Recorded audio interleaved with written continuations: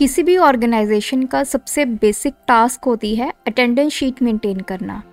चाहे वो कोई कंपनी है या फिर कोई स्कूल, कोई कॉलेज, किसी भी तरह का कोई इंस्टीट्यूट और किसी भी तरह की कोई भी कंपनी हो, उसमें अटेंडेंस शीट जो है वो मेंटेन होती है।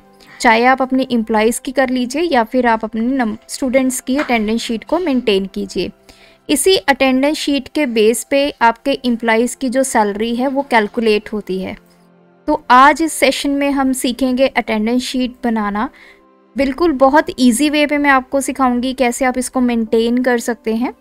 टोटल 5 मैंने एम्प्लॉयज़ लिए हैं और इनकी जो अटेंडेंस रिकॉर्ड है वो हम रखने जा रहे हैं। तो आप एंड तक मेरे साथ इस वीडियो में बने रहिए, क्योंकि एक्सेल यूज़र के लिए अटेंडेंस शीट बहुत ही इंपॉर्टेंट कंपोनेंट है। किसी भी इंटरव्यू में आपसे ये क्वेश्चन पूछे जा सकते हैं, तो वीडियो के एंड तक बने रहिए। चलिए इस ट्यूटोरियल को स्टार्ट करते हैं।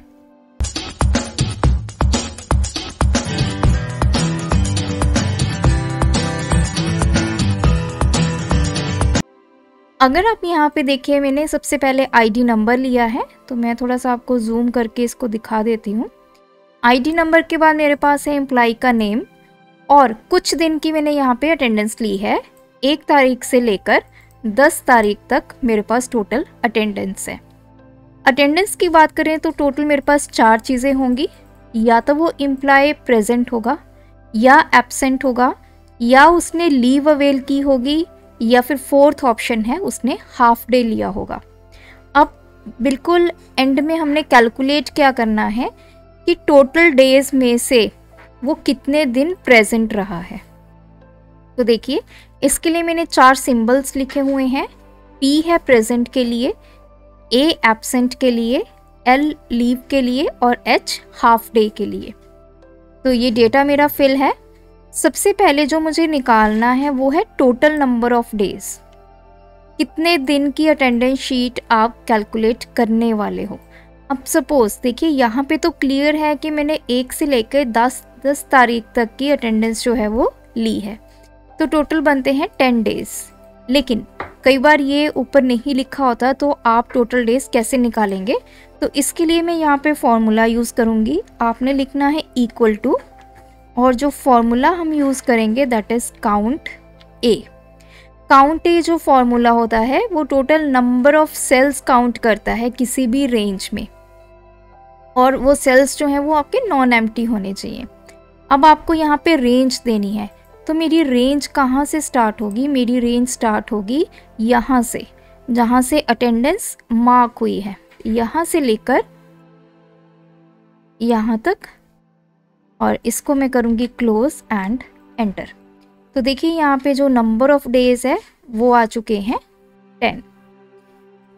इस फॉर्मूला को नीचे ले जाएंगे और आपके पास टोटल नंबर ऑफ डेज आ गए हैं सभी एम्प्लॉइज के लिए।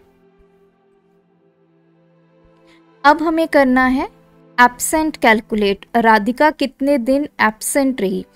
एब्सेंट और लीव में यही फ़र्क है कि जितनी भी आपको कैजुअल लीव्स मिलती हैं या अर्न लीव्स मिलती हैं वो आप अवेल कर लेंगे, तो आपका यहाँ पे जो सिंबल यूज़ होगा वो L, उसके लिए हमने रिप्रेजेंट किया है।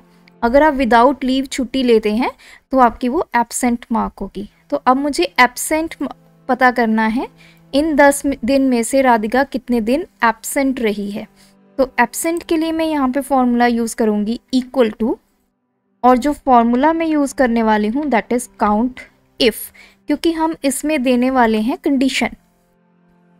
काउंट इफ फॉर्मूला में आपके पास 2 पैरामीटर्स होते हैं, एक है रेंज, दूसरा है क्राइटेरिया। रेंज मतलब आप किस में से कैलकुलेट करने वाले हैं, तो मुझे रेंज क्या देनी है? अपनी ये अटेंडेंस। तो C5 से लेकर L5 तक, कॉमा, उसके बाद है क्राइटेरिया, किसके बेसिस पे ये जो सेल हैं वो काउंट होंगे। तो एक्चुअल में मेरी यहाँ पे ये कंडीशन है। तो कंडीशन क्या है? एब्सेंट के लिए जैसे मैंने सिंबल यूज़ किया है A, तो मैं डबल कोटेशंस में यहाँ पे लिखूँगी A, अपने कोट्स बंद करूँगी, ब्रैकेट क्लोज करूँगी, एंटर। तो देखिए टोटल एब्सेंट आ गया है 1। अगर आप डेटा में भी ध्यान से देखें तो सिर्फ 4 तारीख को राधिका जो है वो एब्सेंट थी। तो इसको भी इसी तरह से हम यहाँ पे डबल क्लिक कर लेंगे तो सभी एम्प्लॉइज़ के एब्सेंट नंबर ऑफ डेज जो हैं वो आ जाएंगे। अब आता है हाफ डे। अब कई बार एम्प्लॉइज़ आधे दिन की छुट्टी लेकर चले जाते हैं, वो फर्स्ट हाफ भी हो सकता है, सेकेंड हाफ भी हो सकता है। तो हाफ डे कैसे कैलकुलेट करेंगे, जैसे हमने एब्सेंट डेज कैलकुलेट किए हैं उसी तरह से हम हाफ डे कैलकुलेट करेंगे। तो सेम फॉर्मूला मैं यहाँ पे लिखने वाली हूँ, that is count if bracket start. सबसे पहले अपनी रेंज देंगे, ये मैंने रेंज सिलेक्ट कर ली है, कॉमा क्राइटेरिया में मैं यहाँ पे डबल कोट्स के अंदर लिखूँगी। हाफ डे के लिए हमारे पास अल्फ़ाबेट जो यूज़ हुआ है H, तो मैंने लिखा H और एंटर। तो एक हाफ डे अवेल किया है राधिका ने। इसी तरह हम बाकी एम्प्लॉइज़ का कैलकुलेट कर लेंगे। गीता, हर्ष, इन दोनों ने भी एक एक हाफ डे अवेल किया है। अब बात आती है लीव की, किस दिन एम्प्लॉइज़ आपके जो हैं वो लीव देकर गए हैं। लीव किसी भी तरह की हो सकती है। तो यहाँ पे वही फॉर्मूला, वही अप्रोच हम यूज़ करेंगे। काउंट इफ ब्रैकेट स्टार्ट, सबसे पहले देनी होगी हमें रेंज, कॉमा उसके बाद है क्राइटेरिया। क्राइटेरिया के लिए यहाँ पे है L।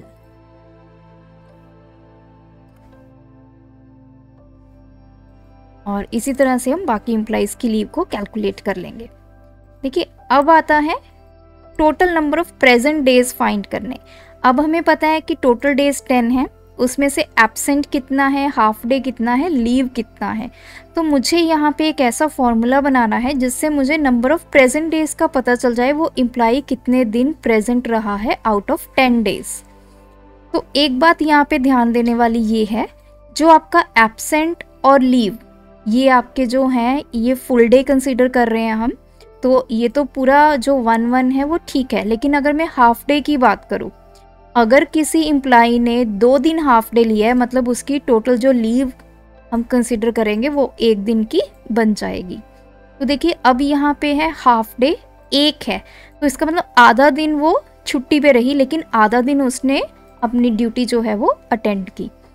तो प्रेजेंट निकालने के लिए इक्वल्स टू जितने हमारे पास टोटल डेज हैं उसमें से हम सब्ट्रैक्ट करेंगे कितने एब्सेंट है, फिर हम सब्ट्रैक्ट करेंगे लीव माइनस। अब आती है हाफ डे। हाफ डे हमारे पास यहाँ पे है, इसको मैं डिवाइड करूंगी 2 के साथ। तो देखिए मैंने ये क्यों किया, मैंने आपको बताया कि 2 हाफ डे जुड़कर आपका 1 दिन की लीव बनेगी, तो इसलिए मैंने इसको डिवाइड किया है 2 के साथ। मैं एंटर करूंगी तो देखिए हमारा वैल्यू आ गई है 8.5। 8.5 दिन वो प्रेजेंट रही है आउट ऑफ 10 डेज। तो इसी तरह से हम बाकी एम्प्लॉइज़ का कैलकुलेट कर लेंगे। तो 8 डेज हमारा सेकेंड एम्प्लॉय प्रेजेंट रहा है, 7.5 मतलब 7.5 दिन, 7 दिन कंप्लीट, और आधा दिन जो है वो थर्ड एम्प्लॉय का है। तो इस तरह के सबके जो प्रेजेंट डेज हैं वो मैंने कैलकुलेट कर लिए हैं। तो यहाँ पे जो इम्पोर्टेंट पार्ट समझने वाला था वो नंबर ऑफ प्रेजेंट डेज आप कैसे कैलकुलेट करते हैं वो इम्पॉर्टेंट है। तो इस तरह से आप अपनी ऑर्गेनाइजेशन का अटेंडेंस शीट को ईजिली मेंटेन कर सकते हैं और बहुत ईजी है इसको रखना।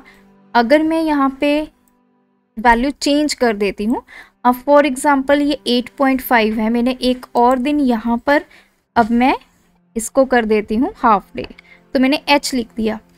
जैसे मैंने एंटर किया तो देखिए ये वैल्यू चेंज हो गई है, ये आ चुका है 8, क्योंकि 2 हाफ डे मिलकर 1 दिन बन गया।